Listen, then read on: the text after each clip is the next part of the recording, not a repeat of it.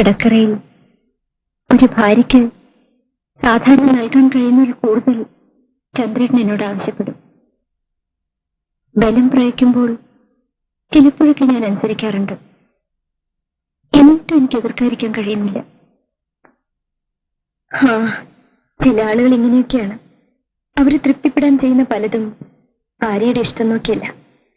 നമ്മൾ സെക്സും അതിന്റെ സൈക്കോളജിയും പഠിക്കുന്നവരല്ലേ.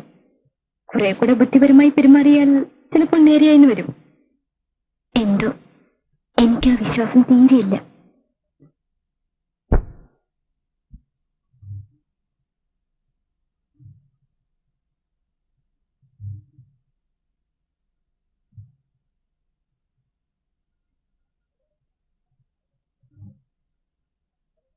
എന്നെക്കുറിച്ച് പ്രദീപൊന്നും പറഞ്ഞില്ലേ? ഇല്ല, പ്രദീപിന് അങ്ങനെ ആരോടും അത്ര വലിയ താല്പര്യമൊന്നുമില്ല. പിന്നെ പ്രദീപിനെ അങ്ങോട്ട് കയറി പ്രേമിച്ച 2-3 പേരെ എനിക്കറിയാം. അവരെല്ലാം ഇപ്പൊ കല്യാണം കഴിഞ്ഞ് കുട്ടികളുമായിട്ട് കഴിയുക. പൽസ റെഡിയായില്ലേ? 8:30 വണ്ടി. ഞാനിപ്പോ വരാം, നടന്നോളൂ.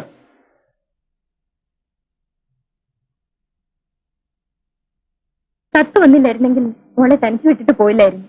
മറ്റന്നാ വരാം. നാളെ തന്നെ വന്നോളൂ. അമ്മയ്ക്ക് വിടില്ല. കഴിയുന്നതും വേഗം വരാം.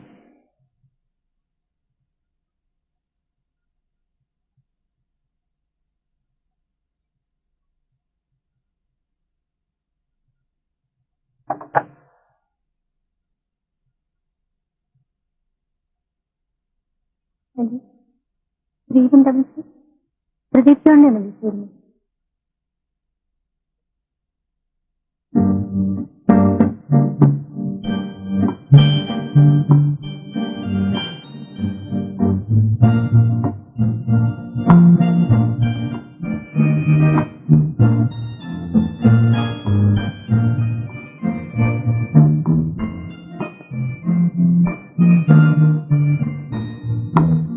ഉടനെ മടങ്ങാനാണെങ്കിൽ പിന്നെ എന്തിനാ ഫോൺ ചെയ്തത്? വിരോധമില്ലെങ്കിൽ കുറച്ച് സമയം ഇങ്ങനെ നടക്കാം.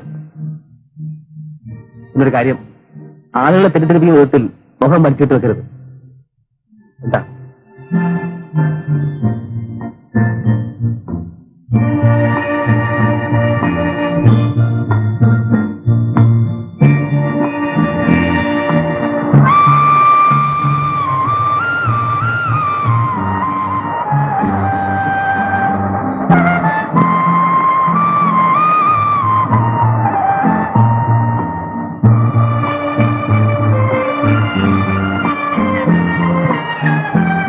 ഇതാണ് എന്റെ ആശ്രമം.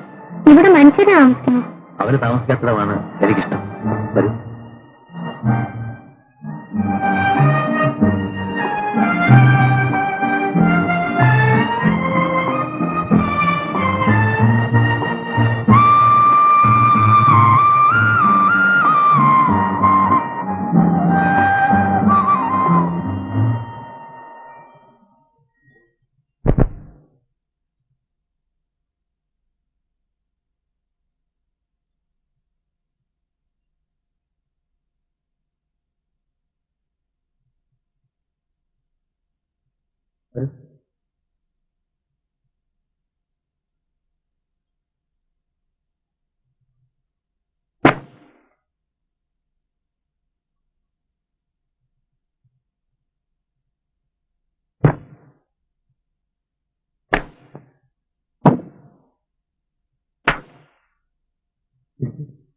എന്തിനാ ഇത്രയും വലിയ ഫോർമാലിറ്റീസ്?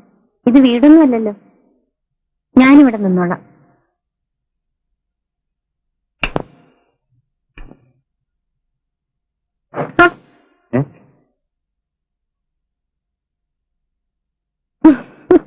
കവിയുടെ ആരാധകരായിരിക്കും ഈ ഓടുന്നത്.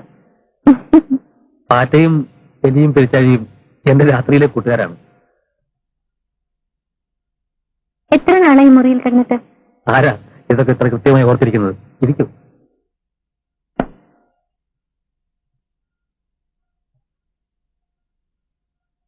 ഒരു കാര്യം ചോദിച്ചാൽ സത്യം പറയൂ. പ്രദീപ് വീട്ടിൽ പോയിട്ട് എത്ര നാളായി?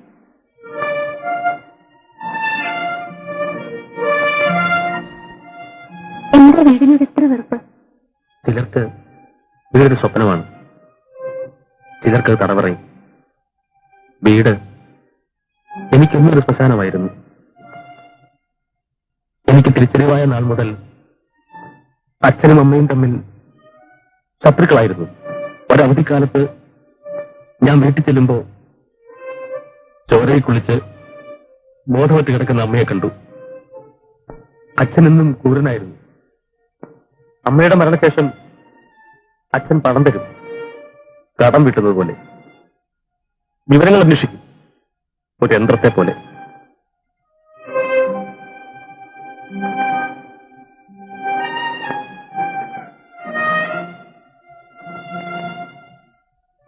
എനിക്ക് ആരെയും സ്നേഹിക്കാനില്ലായിരുന്നു. പക്ഷെ ഇന്നെനിക്കറിയാം. രമണിക്കറിയോ? വത്സ എന്നോട് ചോദിച്ചു, ഞാൻ നിന്നെ രമണിയെ ഏതർത്ഥത്തിലാണ് സ്നേഹിക്കുന്നതെന്ന്. ഞാൻ പറഞ്ഞു, ഒരർത്ഥത്തിലുമല്ലെന്ന്. അതിന്റെ അർത്ഥം എല്ലാ അർത്ഥത്തിലും ഞാൻ രമണി ഇഷ്ടപ്പെടുന്നു എന്നാണ്.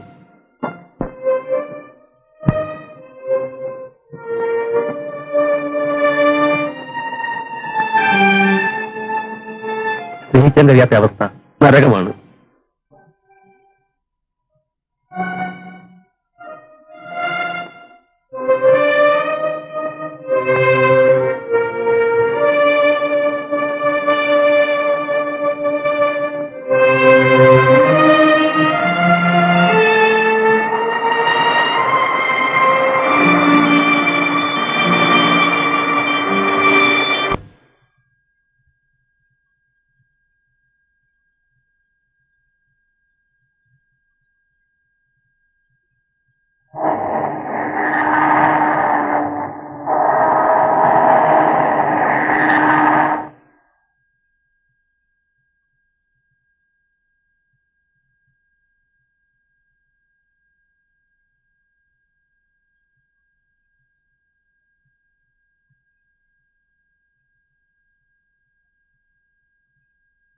എന്താ മോളെ ഇത്? കോളേജിൽ സമരം മറ്റാണോ? പത്രത്തിലൊന്നും അത് കണ്ടില്ലല്ലോ. ഹോസ്റ്റലൊക്കെ എങ്ങനെയുണ്ട് മോളെ? മെസ് എങ്ങനെ? ഇഷ്ടമാണോ മോക്ക്?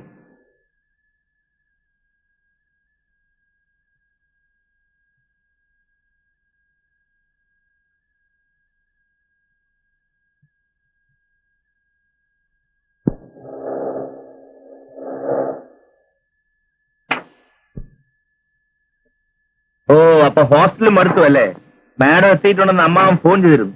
ഒന്ന് മുഖം കാണിക്കാമെന്ന് വെച്ച് വന്നതാ. സൈക്കോളജി ഡിപ്പാർട്ട്മെന്റിൽ എന്റെ ഒരു ഫ്രണ്ട് ഉണ്ട്. അവനെ കാണാൻ ചിലപ്പോ കോളേജിൽ വരും. ഇനി വരുമ്പോ ഹോസ്റ്റലിൽ വന്ന് കാണാം. ഓ ചെല്ല്. രണ്ടുപോലെ ഏത്തപ്പഴം കൂടെ കാഴ്ചവെക്കും. കേരള വണ്ടിയിൽ അഡ്വാൻസ് നോട്ടീസ് ഇല്ലാത്ത വരവല്ലേ? നേരത്തെ ഫിക്സ് ചെയ്തൊരു പാർട്ടിയുണ്ട്, ഒഴിവാക്കാൻ പറ്റും. അനിയത്തി ഉണ്ടല്ലോ. ഹോസ്റ്റൽ ഗോസിപ്പ് പറഞ്ഞിരിക്കട്ടെ, ഞാൻ നേരത്തെ വരാം. ഇന്ന് ഏതായാലും പ്രിയതമനെ മറ്റൊരിടത്തും തങ്ങിക്കാതെ ഞാൻ വീട്ടിലെത്തിക്കാം. എടാ അലവനതി, കൊല്ലന്റെ വീട്ടിൽ തന്നെ വേണോ സൂചി കച്ചവടം? കേറ് കേറ്.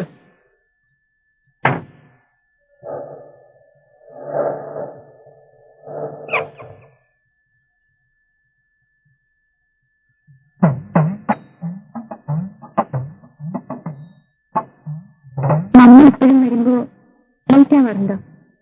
സായി ഭജനയല്ലേ, വരുമ്പോഴേ വരൂ. ചിലപ്പോ ചന്ദ്രാട്ടം കൊണ്ടുവരും.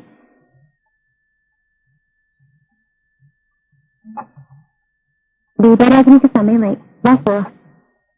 ഞാൻ വരുന്നില്ല, മമ്മി നമുക്ക് വേണ്ടി കൂടി പ്രാർത്ഥിക്കുന്നുണ്ട്. വാ മോളെ, വാശി പിടിക്കാതെ. ഈ പുഴയും പാടവും അമ്പലവും നെയ്യും എനിക്കെന്നും പ്രിയപ്പെട്ടതാണ് മോളെ, നിനക്കതറിയില്ല.